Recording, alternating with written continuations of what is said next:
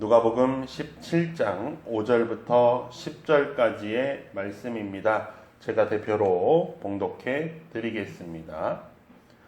사도들이 주께 여짜오되 우리에게 믿음을 더하소서 하니 주께서 이르시되 너희에게 겨자씨 하나일 만한 믿음이 있었더라면 이 뽕나무더러 뿌리가 뽑혀 바다에 심기어라 하였을 것이요 그것이 너희에게 순종하였으리라.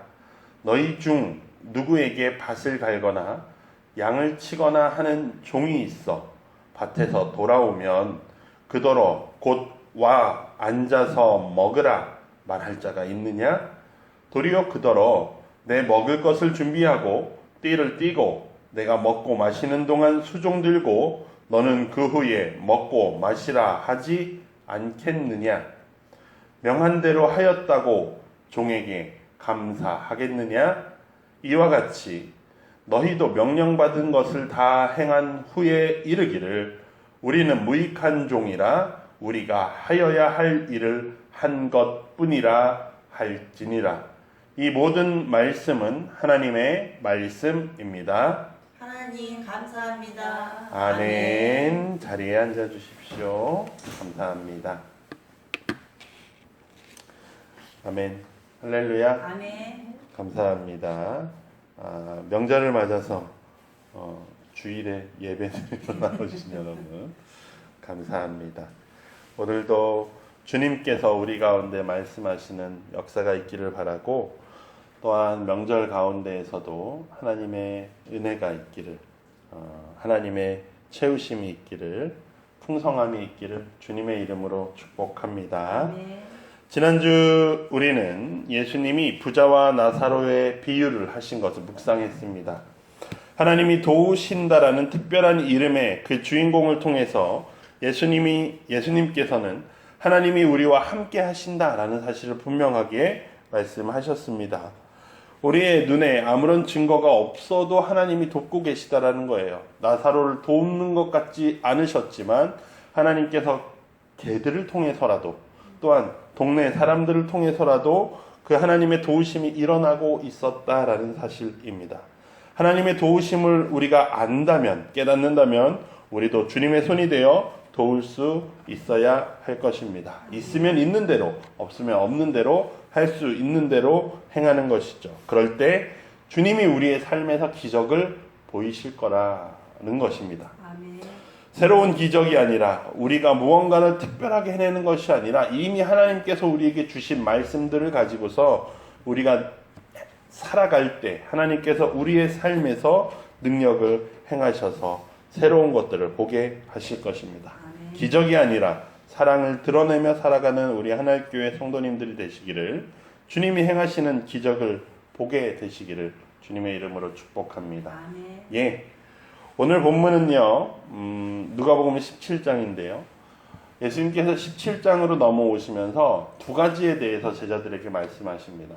첫 번째는 누군가를 실족하게 하지 말아라 라고 말씀하셔요. 누군가에게 상처 주지 마라.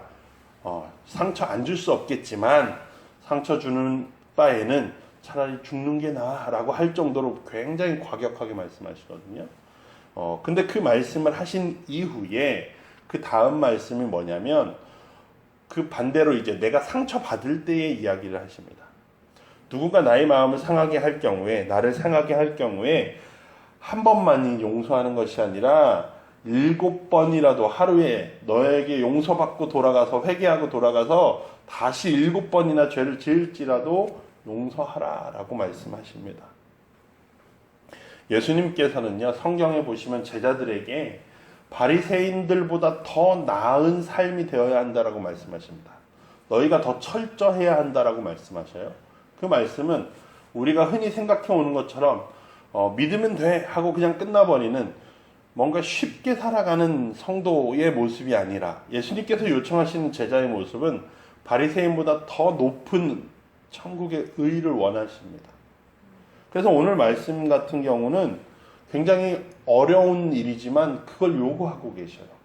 당시에 세리가 아니죠. 바리새인들은 사람들에게 가르치기를 3번까지는 용서해라 라고 말했습니다. 왜냐하면 우리가 하나님께는 3번 정도까지는 용서받을 수 있다라고 가르쳤어요. 그들의 전통 안에서.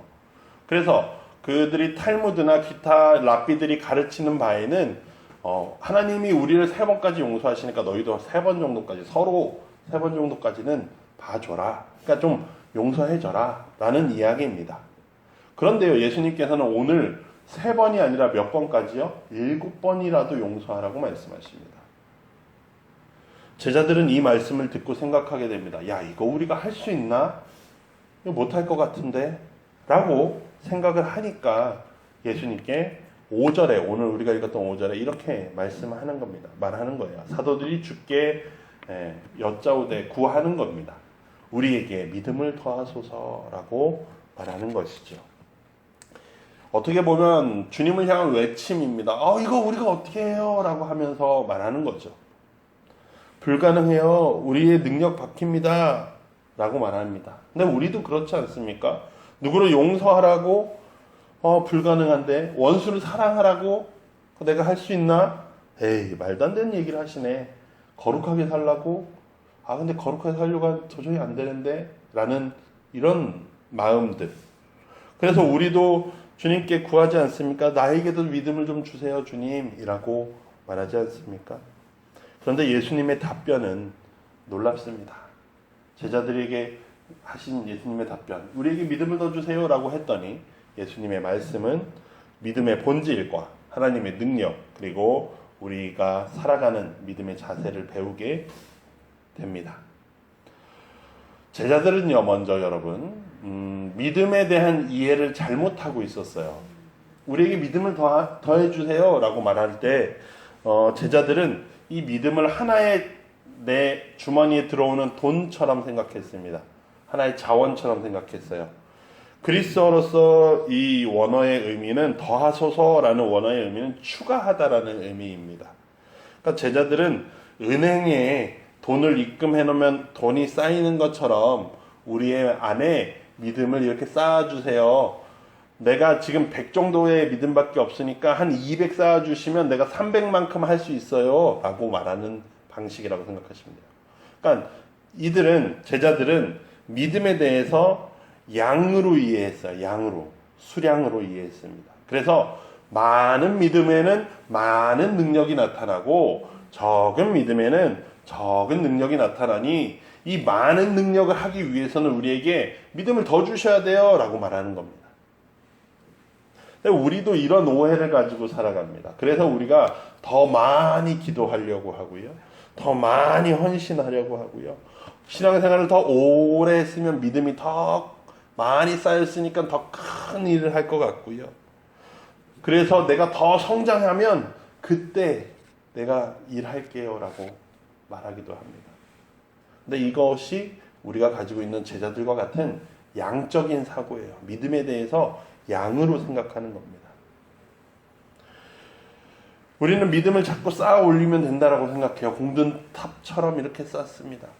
그런데 이런 결과가 뭘 우리에게 가져왔냐면 믿음을 경쟁적으로 내가 더 많이 가지려고 했다는 사실이에요.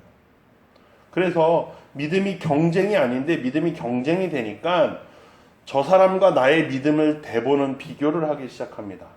그러면서 내가 잘 되면 내가 믿음이 더 큰가 보다라고 생각하고요. 그러니까 더 많이 믿음의 행위들을 해야겠구나 라고 생각합니다. 그러다 보니까 어떻게 돼요? 지쳐요. 힘들어요. 내가 언제까지 이렇게 계속 해야 되지? 그 반대로 나에겐 아무 일도 일어나지 않았네. 나의 믿음이 작은가 봐 라고 생각하면서 패배감을 느끼는 사람들도 있습니다. 그런 사람들은 뭐라고 생각합니까? 내가 잘못했나 봐. 내가 기도를 안 했나 봐.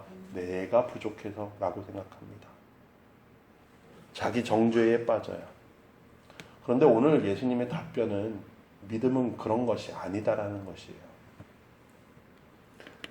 오늘 6절에 주께서 이르시되 예수님께서 이렇게 얘기하십니다. 너희에게 겨자씨 하나일 만한 믿음이 있었더라면 이 뽕나무더러 뿌리가 뽑혀 바다에 심겨라 할 것이고 그것이 이루어졌을 거라는 거예요. 너희에게 순종하였으리라. 그런 일이 당연히 너희에게 일어날 것이다 라는 거죠. 예수님이 지금 이 말씀을 통해 하시는 건 믿음은 계속 양을 채우는 것이 아니라 작은 믿음 하나로도 충분하다라는 사실이에요.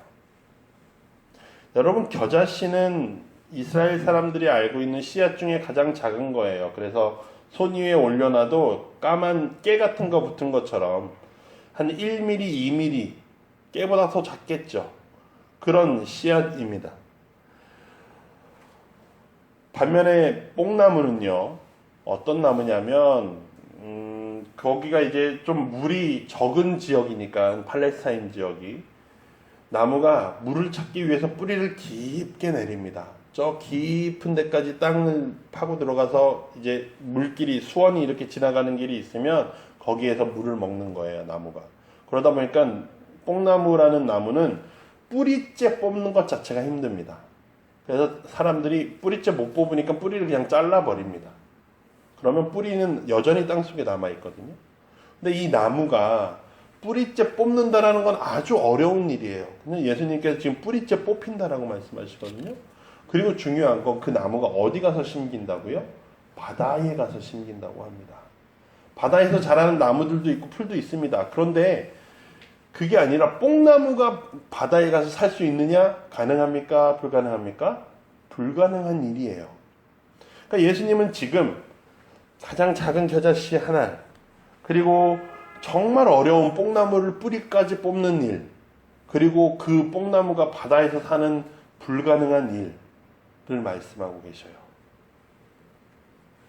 이런 극단적인 대조를 통해서 예수님은 우리에게 많은 것이 필요하다라는 거예요? 아니요. 정말 작은 거 하나만 있어도 된다라는 겁니다. 우리가 생각하는 믿음의 문턱이라는 것은 아주 낮아요. 우리가 매우 어떤 거룩한 성인이 되어야지 하나님이 우리를 바라보시냐? 아닙니다. 내 믿음이 더 커야지, 더 성장해야지, 우리가 더 많은 헌신을 해야지, 그럴 때 우리의 믿음이 커진다? 그럴 수 있겠죠. 근데 예수님은 이렇게 말씀하시는 거예요. 그런 믿음 아니야. 그냥 지금 이대로 괜찮다라는 겁니다. 초신자도 괜찮습니다. 믿음이 연약한 사람도 괜찮아요. 실패했던 사람 괜찮습니다. 믿음을 버리고 떠났던 사람들 괜찮습니다. 다시 돌아오면 돼요. 떠난 상태로 있으라는 게 아니라 돌아오면 돼요. 예, 실패했던 경험 괜찮습니다. 그리고 지금 의심하고 있는 사람들 괜찮습니다. 그 안에 작은 믿음이 있다면 괜찮아요. 작은 것으로 충분합니다. 예수님이 이 작은 것으로 충분하다라고 하시는 게 오늘 본문에서 가장 중요한 의미예요. 왜요? 믿음에서 나타나는 능력은요, 믿음의 크기랑 상관이 없다는 말씀을 하고 계시는 겁니다. 믿음이 큰 자나 믿음이 작은 자나 상관이 없고, 믿음의 능력이라는 것은 믿음의 크기에 따라 결정되는 게 아니라 믿음의 대상에 따라 결정되는 거라는 거예요. 그래서 중요한 것은 내 믿음이 크냐 작냐가 아니라 내가 누구를 신뢰하고 있느냐, 누구를 믿고 있느냐는 거예요. 누가복음 8장에서 제자들이 예수님을 배에 태우고요, 바다를 건너가는데 풍랑을 만납니다. 그래서 죽을 것 같아요. 그래서 예수님을 바라봤던 예수님은 배 고문에서 주무셔요. 아니, 이 위기 상황 가운데 주무셔? 예수님을 깨웁니다. 예수님, 우리를 좀 구해주세요. 예요. 근데 예수님이 바다를 꾸짖으시니까 바다가 잔잔해지죠. 그리고 예수님께서 제자들에게 말합니다. 믿음이 작은 자들아 라고 말씀하시면서 왜 의심하냐고, 너희 믿음이 어디에 있냐라고 말씀해요. 너희 믿음이 어디에 있냐. 제자들에게 믿음이 없었다는 말씀이에요? 아닙니다. 믿음이 있다라는 거예요. 믿음이 있으니까 예수님을 깨웠죠. 예수님 불렀죠. 근데 너희가 무엇을 믿었냐라는 거예요. 그들은 이미 업으로의 경험이 충분한 사람들이었죠. 평생 업으로 살다가 예수님이 불러서 제자가 된 사람들이에요. 그러면 그 정도 배 못하겠습니까? 알겠죠. 다 경험해 본 거겠죠. 그런데 그게 아니라 누구를 바라볼 때요? 예수 그리스도를 바라볼 때 그들이 어떤 방향으로 믿음을 가져갔느냐에 따라서 그 배가 잔잔해졌냐? 여전히 괴로웠느냐? 그것이었죠. 오늘 구약의 선지자 하박국을 보십시오. 그의 현실은 매우 고단한 현실이었어요. 유다에서 살았던 사람인데 이 유다 사회 안에 불의가 팽배했습니다. 그런데 내부의 문제만이 아니라 외부에서는 바벨론이라고 하는 외적이 쳐들어와서 나라가 망할 지경이었어요. 그러니까 그가 기도하는 것이요. 하나님 언제까지 이렇게 두실 거예요? 이렇게 불의한 사람들 좀 보세요. 우리 괴롭히는 저 나쁜 나라들 좀 보세요. 하나님 우리를 언제까지 이렇게 두십니까? 이렇게 기도합니다. 그러면서 오늘 우리가 읽었던 2장 1절에서 하나님이 나한테 어떻게 좀 대답하시나 내가 산위에 올라가서 한번 좀 들어볼래 하고서 하나님께 나옵니다. 그랬더니 하나님께서 말씀하신 결론이 뭐냐면 오늘 2장 4절에서 그렇게 말씀하시죠. 의인은 그의 믿음으로 말미암아 산다라고 말씀하십니다. 하나님께서 내가 이렇게 해줄게 라고 말씀하시는 게 아니라요. 뭐라고요? 의인은 믿음으로 산다 라고 말씀하셔요. 이게 무슨 말입니까? 상황은 여전히 어렵다라는 거예요. 답이 주어지지 않아요. 명확하지 않습니다. 그런데 뭐로 살아간다고요? 믿음으로 살아간다는 거예요. 이게 무슨 말이냐? 이 말의 결론이 이 하박국 선지서의 결론이기도 한데 이 3장 17절에서 18절의 내용입니다. 보시면 비록 무화과 나무가 무성하지 못하고 포도나무에 열매가 없으며 감람나무에 소출이 없으며 밭에 먹을 것이 없으며 우리의 양이 없고 외양간에 송아지가 없을지라도 나는 여호와로 말미암아 즐거워하며 나의 구원의 하나님으로 말미암아 기뻐하리로다 라고 말씀하고 있습니다. 네, 이게 하박국 선지서의 결론이거든요.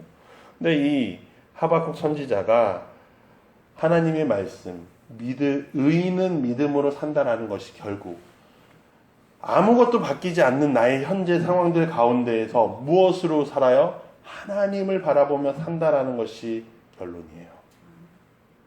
불의한 현실 속에서 길이 보이지 않아도 하나님을 신실하신 하나님을 붙잡고 살아가는 것이 오늘 본문에서 말하고 있는 겨자씨만한 하나일만한 작은 믿음이라는 사실이에요. 6절로 돌아가서요. 그래서 이 뽕나무더러 뿌리째 뽑혀 바다에 심기라고 하면 그것이 심긴다, 순종한다 라는 말씀이 이 안에 있는 겁니다. 여러분 질문입니다. 누가 뽕나무를 심습니까, 여러분? 누가 뽕나무를 심어요? 제자들은 생각했어요. 우리의 큰 믿음이 우리의 능력이 된다. 그래서 우리가 그 일을 할 수 있을 거야 라고 생각했습니다.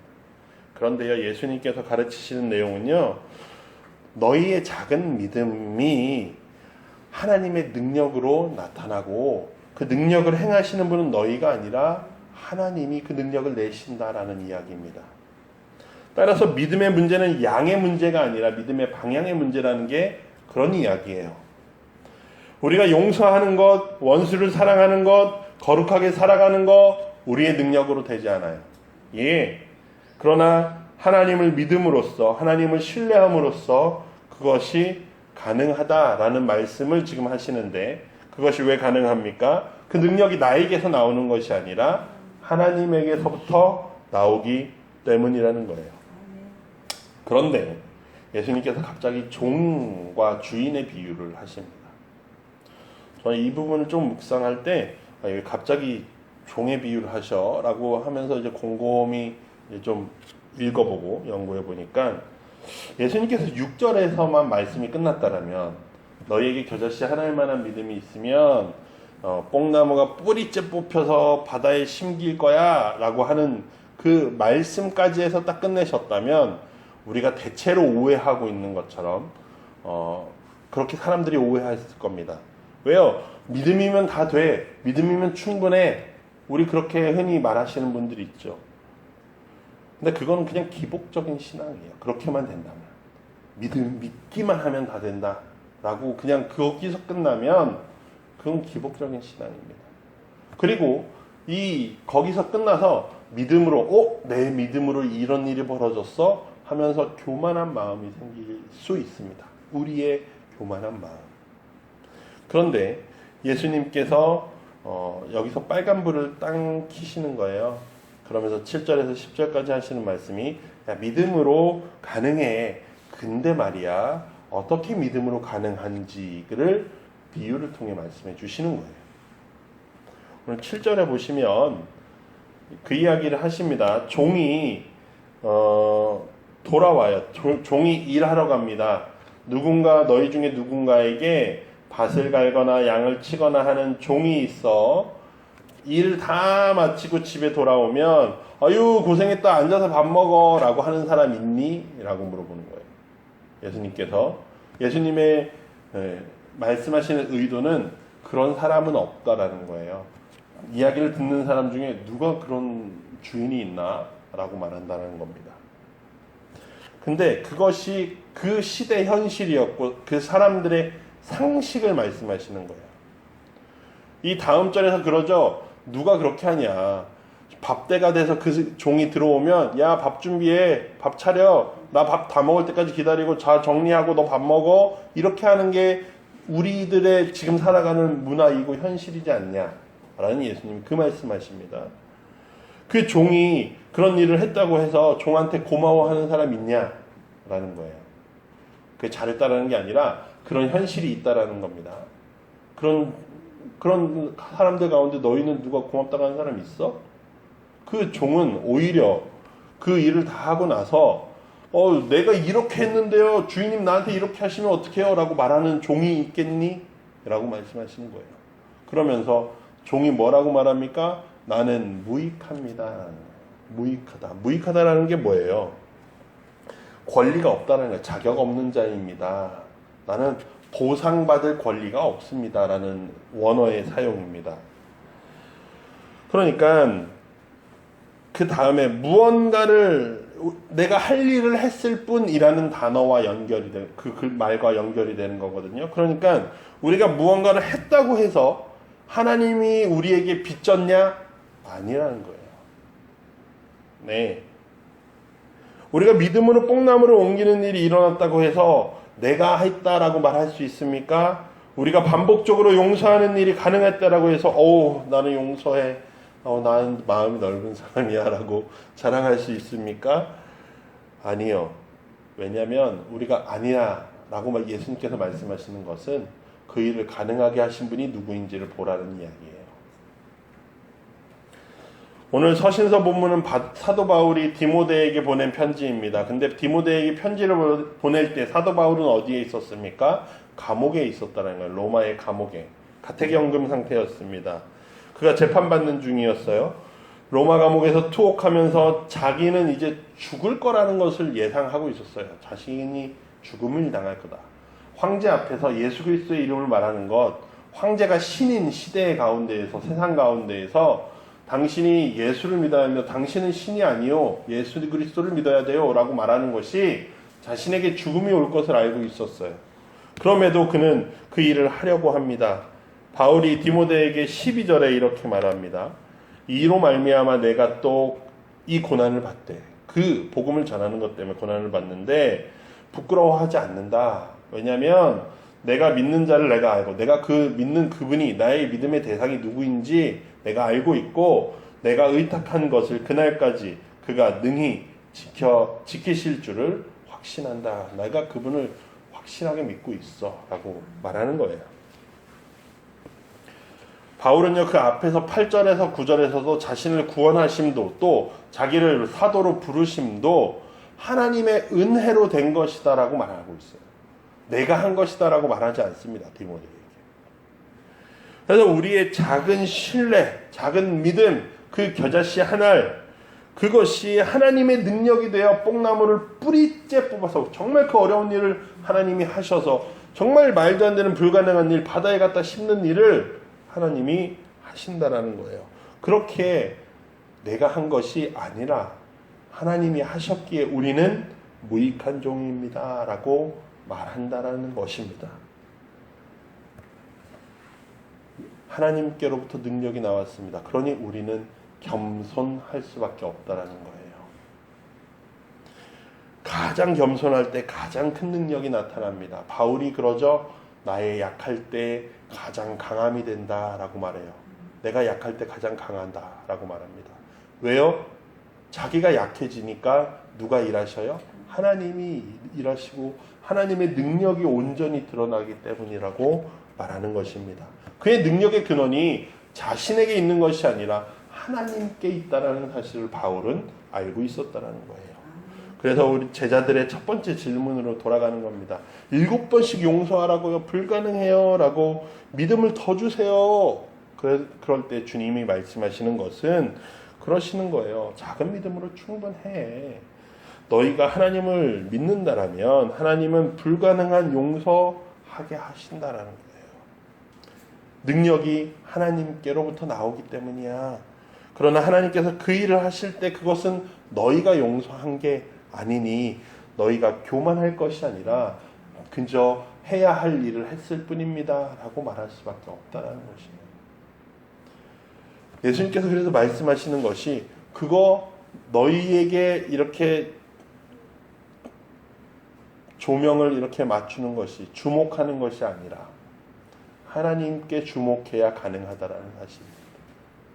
사랑하는 성도 여러분, 우리 모두에게는 각자 불가능해 보이는 일들이 있습니다. 네, 용서할 수 없는 사람이 있고요. 사랑할 수 없는 이웃이 있습니다. 끊을 수 없는 죄의 습관도 있고요. 극복할 수 없는 두려움도 우리에게 있습니다. 그럴 때 우리는 기도하죠. 하나님을 찾습니다. 부르짖습니다. 주님, 믿음을 더 주세요. 주님이 더 크게 나를 큰 믿음을 주시면 내가 그때쯤 한번 용서해 볼게요. 라고 우리는 기도할지 모릅니다. 그런데 아니라는 거예요. 우리에게 필요한 것은 더 많은 믿음이 아니라 그저 작은 믿음 하나면 충분하다라는 것입니다. 하박국 선지자처럼 불의한 현실 속에서 의인은 믿음으로 살 것이다 라고 말씀하십니다. 즉 하나님을 신뢰하는 거예요. 어떤 상황 가운데서도. 또 바울처럼 감옥에 있는 가운데에서도 그가 지키실 줄을 믿는다라고 말하는 것처럼 하나님의 능력을 확신하시기 바랍니다. 예, 그냥 작은 믿음으로 시작하십시오. 주님, 제 힘으로 되지 않습니다. 하지만 주님을 믿습니다. 주님이 가능하게 해주실 것으로 믿습니다. 라고 기도하십시오. 그 믿음을 가지고 살아가십시오. 겨자씨 하나일 만한 믿음이 하나님께서 불가능을 가능케 하실 거라는 사실입니다. 아멘. 예, 그것이 우리에게 말씀하시는 바입니다. 그리고 중요한 것은 그러한 일이 일어날 때, 기적이 일어날 때, 정말 누구도 할 수 없는 일을 하게 되었을 때 뭐 하라고요? 겸손하라는 사실입니다. 그럴 때 우리는 겸손히 고백해야 할 거예요. 뭐라고요? 나는 무익한 종입니다. 주님, 우리는 무익한 종입니다. 내가 해야 할 것을 한 것뿐입니다. 라고요. 왜요? 나의 능력이, 나의 용서가, 나의 거룩함이 누구에게로부터 나왔습니까? 하나님으로부터 나왔기 때문입니다. 우리의 능력이 아니라 하나님의 은혜라는 사실을 우리는 초점을 잘 맞춰야 할 것입니다. 아멘. 사랑하는 성도 여러분, 작은 믿음으로 시작하십시오. 그러면 하나님이 그 작은 믿음을 통해 큰 일을 하실 것입니다. 아멘. 하나님이 놀라운 일을 이루어 가시는 작은 씨앗들이 여러분이 되시길 바랍니다. 아멘. 그러한 하나님교회 성도님들이 되어주시기를, 그래서 이 땅 가운데에 하나님의 아름다운 능력이 여러분들을 통해 이루어지기를 주님의 이름으로 축복합니다. 아멘. 그 무엇도 우리를 그 사랑에서 끊을 수 없으니 한 주간도 주님이 주신 말씀을 통해 힘을 얻어 살아가실 수 있기를 바랍니다. 아멘. 오늘 우리에게 주어진 말씀 우리가 붙잡고 다짐의 기도 우리 함께 하겠습니다. 하나님 감사합니다. 오늘도 우리를 부르시고 우리에게 충분하다 말씀하시니 감사합니다. 아멘. 우리가 무언가를 더 채우는 것이 아니라 주님이 이미 주신 것들로 감사하고 주님의 능력을 신뢰하고 믿으며 확신하며 한 걸음 내디딜 수 있는 우리가 되게 하여 주시옵소서. 우리는 용서할 수 없고 사랑할 수 없고 거룩할 수 없지만 하나님은 하실 수 있사오니 우리의 이 작은 믿음을 주님께 내어놓습니다. 주님 역사하여 주시옵소서. 우리의 약할 때 강함이 되시는 주님, 주님을 온전히 바라보는 우리들 되게 하시고 우리의 매일매일의 삶이 주님의 기쁨이 되게 하여 주시옵소서. 감사드리며 예수님의 이름으로 기도드립니다. 아멘.